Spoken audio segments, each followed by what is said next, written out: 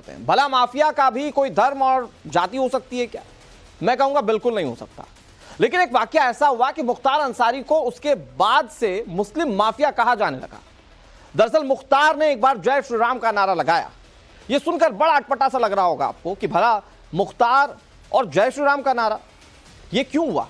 लेकिन यह सुनकर अजीब ही नहीं लगता, बल्कि कहानी भी इसके पीछे की बहुत अजीब है। पहले 500 से ज्यादा गोलियां बरसी, फिर मारने वाले की चुटिया काटी गई, फिर मुख्तार ने बोला जय श्री राम। मुख्तार का दूसरा टेप बजा और पूरे देश ने सुना। आज मुख्तार के खानदान समेत उत्तर प्रदेश के लोगों को और पूरे देश को यह पता चला कि क्यों मुख्तार को मुस्लिम माफिया कहा जाने लगा। रिपोर्ट आप देखिए।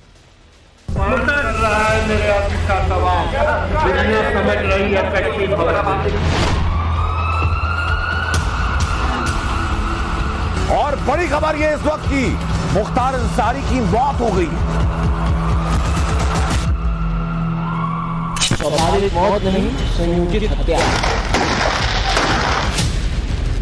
ऐसी बात है कि आज न्याय मिला है हमको। तो आप भी बताइए, बहुत बड़े अच्छाई का एक स्याह किरदार जिसने न जाने कितने परिवारों में मौत के अंधेरे लिखे। 90 के दशक में जिसने अपने अपराध की दुनिया को राजनीतिक संरक्षण में बेतहाशा बड़ा किया, आज मौत की नींद सो चुका है। खास वोट बैंक, खौफ और सियासी रसूख से गढ़ा गया किरदार माफिया मुख्तार। के गांव पर दोनों तरफ से मुकाबला चल रहा। हाँ, बराबर गोली चल रही है। हाँ, ये तरफा। जय श्री राम। अच्छा, ओके। हेलो। हाँ, काट नहीं, ठीक है, मुट्ठी में। ये वो कन्वर्सेशन है जो माफिया मुख्तार के असली किरदार की सबसे बड़ी गवाही है, यानी खुद मुख्तार की गवाही। 2005 में बीजेपी विधायक कृष्णानंद राय की हत्या का जैसे आंखों देखा हाल माफिया मुख्तार तब के समाजवादी पार्टी के बाहुबली विधायक अभय सिंह को सुना रहा था। और तब मुख्तार ने कहा था जय श्री राम। बोले ठाकुर, वो भैया एक को जमीन नहीं मिली रिजवान भाई से, वहाँ बात की वजह हुई तो सब लोग आए थे नवाब। हाँ, उसमें बीच में मामला बिगड़ गया था, दूसरे लोग गए थे, हाँ थोड़ा बदमाशी किया है, सब छोड़ो अभी। अभी यहाँ पर वो हो गया, पता चला है, हल्ला हो रहा है कि गोली चल रही है मुन्ना बजरंगी और कृष्णानंद राय में। हाँ, ये सुनने में आया। अच्छा, कहाँ पे? कृष्णानंद राय के गांव पर दोनों तरफ से मुकाबला चल रहा। हाँ, बराबर गोली चल रही है। हाँ, ये तरफा। जय श्री राम। अच्छा, ओके। हेलो। हाँ, काट नहीं, ठीक है, मुट्ठी में। ठीक है, बात होगी। ये एक टेलीफोनिक संवाद भर नहीं था, बल्कि मुख्तार की कम्युनल राजनीति, सनातन घृणा और अपने मजहबी माफियागिरी का एक तरफा ऐलान था। इससे पहले तक माफिया मुख्तार को उसके हिमायती एक सेकुलर किरदार के तौर पर पेश करते थे, लेकिन कृष्णानंद राय की हत्या में न सिर्फ राय को एक बेरहम मौत दी गई, बल्कि उनके धार्मिक प्रतीकों और आस्था को भी जी भर के रौंदा गया। कृष्णानंद राय पर तकरीबन 400 गोलियां चलाई गई थी। बीजेपी विधायक समेत 7 लोग इस हत्याकांड में मारे गए थे। कृष्णानंद राय के शरीर से 60 से ज्यादा गोलियां निकाली गई थी। मुख्तार के इशारे पर कृष्णानंद राय की शिखा काट ली गई थी। तो क्या मकसद सिर्फ हत्या करना नहीं, बल्कि मरने के बाद धर्म को लेकर उन्हें अपमानित करना भी था? मुख्तार की मौत ने एक बड़ी तसल्ली उस परिवार को दी है जिसने करीब 2 दशकों तक इंसाफ होने का इंतजार किया। ये अलग बात है कि एक इंसाफ कोर्ट ने किया था, जिसमें मुख्तार को कृष्णानंद राय हत्याकांड में उम्र कैद की सजा सुनाई गई, और दूसरा इंसाफ ईश्वर ने कर दिया। जानकारी की मौत के बाद आज विशेष कामना की है आप? अरे कहना क्या है, यही है कि बाबा की आशीर्वाद है। जय आज मैं हमेशा बाबा के दरबार में न्याय के लिए करती थी, आज न्याय मिला है हमको। देखिए होली के त्योहार हम लोग इस घटना के बाद नहीं मना पाते थे, आज हमको लगा कि नहीं, हमारे लिए आज का दिन होली का ही दिन है। बस ये बाबा गोरखनाथ, बाबा विश्वनाथ का आशीर्वाद है जो हम माँ बेटी को मिला है, बस उसकी के लिए कुछ जिस तरीके से तो आप दिवाली मनाइए, एक बहुत बड़े आतिथ्य का। ये बात किसी से छुपी नहीं है कि समाजवादी पार्टी के दौर में मुख्तार की माफियागिरी और राजनीतिक दोनों जमीन खूब फैली। यूपी के पूर्वांचल में तो माफिया मुख्तार का दबदबा था ही, पश्चिमी यूपी के गाजियाबाद तक मुख्तार का सिक्का चलने लगा। पहली बार 1996 में मुख्तार अंसारी बीएसपी के टिकट पर जीतकर विधानसभा पहुंचा। दूसरी बार निर्दलीय चुनाव लड़ा और जीत हासिल की। तीसरी बार मुख्तार अंसारी एक बार फिर बीएसपी में शामिल हो गया, लेकिन बाद में मायावती ने उसे पार्टी से निकाल दिया। मुख्तार अंसारी ने कौमी एकता दल नाम से एक पार्टी बनाई और चौथी बार जीत हासिल की। पांचवी बार मुख्तार ने शिवपाल यादव के कहने पर अपनी पार्टी का सपा में विलय कर दिया, लेकिन अखिलेश ने उसे पार्टी से निकाल दिया। इसके बाद मुख्तार फिर बीएसपी में चला गया और चुनाव में जीत हासिल की।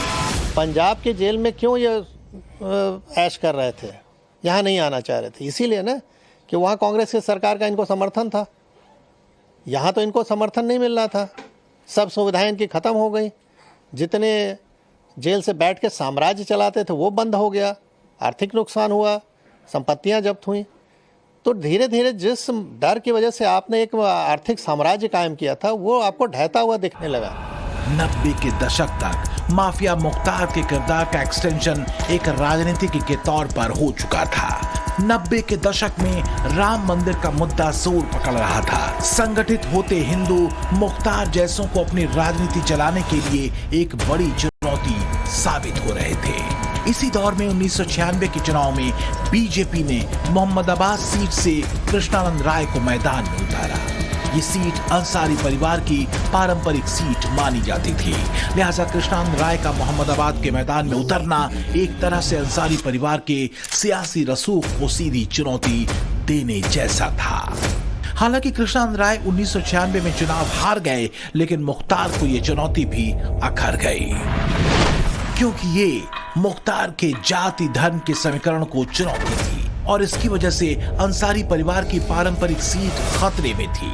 यही वजह थी कि मुख्तार की आंखों में कृष्णानंद खटकते रहे। 90 के दशक में बीजेपी का नारा था जय श्री राम का, और इसी नारे के साथ 1996 में कृष्णानंद राय मुख्तार परिवार को चुनौती दे रहे थे। कृष्णानंद राय की हिंदू छवि मुख्तार को खटकती थी। बीएचयू से साइंस में ग्रेजुएट कृष्णानंद राय ज्यादा असरदार हो रहे थे। माथे पर तिलक, लंबी शिखा कृष्णानंद राय की पहचान हुआ करती थी, जो हिंदुत्व की उनकी राजनीतिक लकीर को और गाढ़ा करती थी। आखिरकार 2002 में मोहम्मदाबाद सीट पर कृष्णानंद राय विजयी हुए। मुख्तार के भाई अफजाल अंसारी को उन्होंने हरा दिया। अफजाल की इस हार ने मुख्तार की कृष्णानंद राय के खिलाफ नफरत को कई गुना बढ़ा दिया और तभी उसने कृष्णानंद राय के जय श्री राम के नारे से चढ़ी हिंदुत्व वाली सियासत को खत्म करने का फैसला कर लिया और 3 साल बाद ही कृष्णानंद राय के दुस्साहसिक हत्याकांड को अंजाम दे दिया। कृष्णानंद राय के गांव पर दोनों तरफ से मुकाबला चल रहा। हाँ, बराबर गोली चल रही है। हाँ, ये तरफा जय श्री राम। अच्छा, ओके, हेलो। हाँ, काट ली, ठीक है, मुट्ठी में।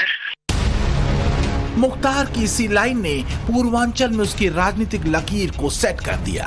मुख्तार का जय श्री राम कहना क्या सनातन उद्घोष और सनातन चिन्ह का अपमान था, और क्या कृष्णानंद राय की शिखा काटकर ये जताने और बताने की कोशिश थी कि हिंदुत्व की राजनीति का हश्र मुख्तार के माफिया राज में यही होगा। और ये संदेश था किसके लिए? मुस्लिम वोट बैंक और खौफ के ताने बाने पर मुख्तार अंसारी ने अपने सियासी कद और किरदार को कसा। आरोप ये लगते हैं कि गैर बीजेपी शासन में मुख्तार ने अपने माफिया राज और राजनीति को गाजीपुर से गाजियाबाद तक फैला लिया।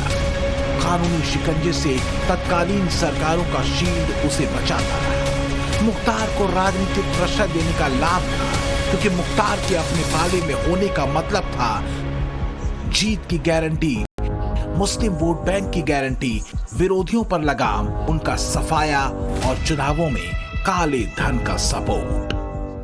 लोग वही थे, देश वही है, प्रदेश वही है, केवल सरकार बदली और कार्यशैली बदली। आज आप देख रहे होंगे, आज यूपी में कर्फ्यू भी नहीं है, दंगा भी नहीं है। आज यूपी में बेटी और व्यापारी दोनों सुरक्षित है। पर्व और त्योहार शांतिपूर्ण तरीके से मनाए जा रहे हैं, कहीं कोई अराजकता नहीं है। खास वोट बैंक और खौफ के गणित से मुख्तार अपनी सियासत को धार देता रहा। 2005 में ही मऊ में सांप्रदायिक दंगे बढ़ गए। समाजवादी पार्टी की सरकार यूपी में थी और सड़क पर माफिया मुख्तार था। खुली जीप में हथियार लहराते मुख्तार बेखटके सड़कों पर घूम रहा था। समझना मुश्किल नहीं कि सहूलियत किसके लिए थी और भय किसके लिए था। मऊ जिले में अपनी राजनीतिक जमीन तैयार करने के बाद मुख्तार अंसारी ने वर्चस्व फैलाने के लिए कभी पीछे मुड़कर नहीं देखा। साल 2005 में हुए मऊ दंगे के बाद वो पूरे देश में सुर्खियों में आ गया। इसी मामले में मुख्तार जेल की सलाखों के पीछे पहुंचा। इसके बाद कभी बाहर नहीं आ सका। सच ये है कि राजनीति से गठजोड़ और खास वोट बैंक का मुख्तार की माफियागिरी को सपोर्ट मुख्तार के राजनीतिक कद को हमेशा प्रासंगिक बनाए रखता था। 90 के दशक में यूपी में एम-वाई समीकरण के सियासी दांव ने एक तरफा माफिया राज कायम करने में मुख्तार जैसों के लिए अकूत जमीन छोड़ दी। हाल ये था कि जब भी कभी राजनीतिक पेंच फंसता, प्रदेश को सांप्रदायिक तनाव की तरफ धकेल दिया जाता।